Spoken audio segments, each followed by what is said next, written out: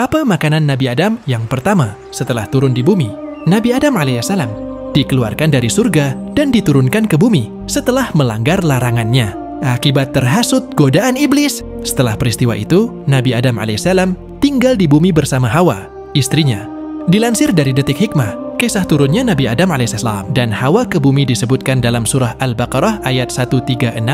Allah Subhanahu wa Ta'ala berfirman, artinya, lalu setan menggelincirkan keduanya darinya, sehingga keduanya dikeluarkan dari segala kenikmatan ketika keduanya ada di sana, surga. Kami berfirman, turunlah kamu, sebagian kamu menjadi musuh bagi yang lain, serta bagi kamu ada tempat tinggal dan kesenangan di bumi sampai waktu yang ditentukan. Lantas, apa sebenarnya makanan Nabi Adam alaihissalam pada waktu itu? Menurut hadits yang terdapat dalam kitab Sahih Muslim, Nabi Adam alaihissalam diturunkan ke bumi pada hari Jumat. Dari Abu Hurairah, ia berkata bahwa Rasulullah SAW bersabda, sebaik-baik hari yang padanya matahari terbit adalah hari Jumat. Pada hari itu Adam diciptakan. Pada hari itu juga beliau dimasukkan ke surga.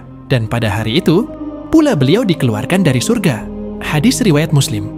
Terkait tempat turunnya Nabi Adam alaihissalam, para ulama memiliki perbedaan pendapat. Dalam Qasas al-Anbiya, karya Imam Ibnu Katsir, disebutkan bahwa dari riwayat Ibnu Abi Hatim yang berasal dari Ibnu Abbas, Nabi Adam alaihissalam mendarat di suatu tempat yang disebut Dahna. Tempat ini terletak di antara kota Makkah dan Taif. Sementara itu, menurut riwayat yang berasal dari Hasan, Nabi Adam alaihissalam diturunkan di wilayah India dan Hawa di Jeddah. Kemudian menurut suatu riwayat yang berasal dari Ibnu Umar, Nabi Adam alaihissalam diturunkan di Bukit Syafa, sedangkan Hawa di Bukit Marwah. Imam Ibnu Katsir menjelaskan, menurut riwayat Ibnu Abbas, makanan Nabi Adam alaihissalam pertama kali saat turun di bumi adalah 7 biji gandum yang dibawa oleh malaikat Jibril. Adam bertanya, apa ini?